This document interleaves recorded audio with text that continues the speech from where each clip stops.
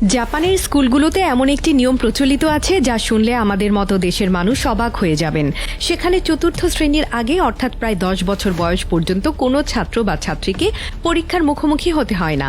আমাদের দেশে বা অন্যান্য দেশের শিশুরা স্কুলে ভর্তি হওয়ার পর থেকেই পরীক্ষার চাপ, নম্বরের প্রতিযোগিতা এবং মুখস্থ করার দৌড়ে জড়িয়ে পড়ে।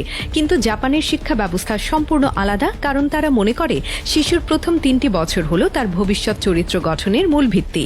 জাপানের শিক্ষাবিদদের মতে স্কুলের প্রাথমিক দিনগুলোতে বইয়ের পড়া বা নম্বর তোলার চেয়েও অনেক বড় কিছু শেখানো জরুরি। এই সময়টাতে তারা শিশুদের মধ্যে শিষ্টাচার, শ্রদ্ধাবোধ, সহমর্মিতা এবং আত্মবিশ্বাসের মতো গুণাবলী তৈরি করার উপর জোর দেন। তাদের দৃঢ় বিশ্বাস, একটি শিশু যদি ভালো মানুষ হিসেবে গড়ে না ওঠে তবে সে কতটা বুদ্ধিমান তা কোনো কাজে আসে না। তাই পরীক্ষা না নিয়ে তারা শিশুদের মানুষ হবার পাঠ দেওয়ার দিকেই বেশি মনোযোগী থাকে। এটি শুধু পড়ালেখার প্রতিষ্ঠান নয়, এটি জীবন চর্চার কেন্দ্র। এই শিক্ষা পদ্ধতির আরেকটি বিশেষ দিক হল স্কুলের পরিচ্ছন্নতার দায়িত্ব। জাপানের স্কুলগুলোতে সাধারণত কোনো কর্মচারী নিয়োগ করা হয় না যারা ক্লাসরুম বা করিডোর পরিষ্কার করবে। এই দায়িত্বটি সম্পূর্ণ ছাত্রদের উপরই থাকে। ছাত্ররাই নিজেরা দল বেঁধে স্কুলের মেঝে, ক্লাসরুম, এমনকি টয়লেটও পরিষ্কার করে। এর মাধ্যমে তারা শৈশব থেকেই শিখে যায় যে নিজের পরিবেশ পরিচ্ছন্ন রাখা নিজের দায়িত্ব। এটি তাদের মধ্যে অলসতা দূর করে এবং কাজের প্রতি শ্রদ্ধাবোধ তৈরি করে। অন্যের পরিশ্রমের মূল্য দেয়া তারা এখান থেকেই শেখে। এছাড়াও জাপানের স্কুলগুলোতে টিফিন বা মধ্যাহ্ন ভোজনের সময় ছাত্রদের খাবার পরিবেশনের কাজটিও তারাই করে। স্কুল থেকে কোনো খাবার সরবরাহকারী কোম্পানির লোকজন এসে খাবার বিতরণ করে না।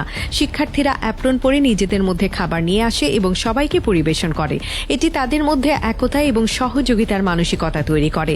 খাবার নষ্ট না করা, সবাইকে সমানভাবে খাওয়ানোর মাধ্যমে তারা সমাজের প্রতি দায়িত্বশীল হয়ে ওঠে। শুধু পাঠ্য বইয়ের জ্ঞান নয়, এই ব্যবহারিক জীবন দক্ষতাই তাদের ভবিষ্যতের জন্য প্রস্তুত করে। পরিসংখ্যান বলে জাপানের সাক্ষরতার হার প্রায় 100% এবং তাদের অপরাধের হার বিশ্বের অন্যতম সর্বনিম্ন। এর পেছনের প্রধান কারণ হল তাদের এই শিক্ষাদান পদ্ধতি। ছোটবেলা থেকেই তারা শৃঙ্খলা এবং নৈতিকতার উপর গুরুত্ব দেয়, যা তাদের পরবর্তী জীবনে সুনাগরিক হিসেবে গড়ে তুলতে সাহায্য করে। অন্যদিকে পরীক্ষার চাপে অনেক দেশের শিশুরা মানসিক দুশ্চিন্তায় ভোগে, কিন্তু জাপানের শিশুরা প্রথম 3 বছর সেই চাপ থেকে মুক্ত থেকে শিখে নেয় কিভাবে একটি সুষ্ঠু মানুষ হওয়া যায়। যখন তারা চতুর্থ শ্রেণীতে আসে তখন তারা মানসিকভাবে অনেক বেশি পরিণত থাকে এবং নতুন বিষয় শেখার জন্য প্রস্তুত থাকে। শিক্ষার আসল উদ্দেশ্য হলো কেবল একটি মেশিনের মতো মানুষ তৈরি করা নয়, বরং একজন আদর্শ মানুষ তৈরি করা। জাপান প্রমাণ করেছে যে পরীক্ষা ছাড়াও শিশুদের শেখানো সম্ভব এবং চরিত্র গঠনই হলো সফল শিক্ষার মূল চাবিকাঠি। নম্বর এবং সার্টিফিকেট একসময় হারিয়ে যায়, কিন্তু ভালো মানুষ হবার গুণাবলী একজন ব্যক্তিকে আজীবন সম্মান এনে দেয়। এই কারণেই জাপানের স্কুলগুলোতে পরীক্ষার চেয়ে মানুষ হওয়ার পাঠকেই প্রাধান্য দেওয়া হয়।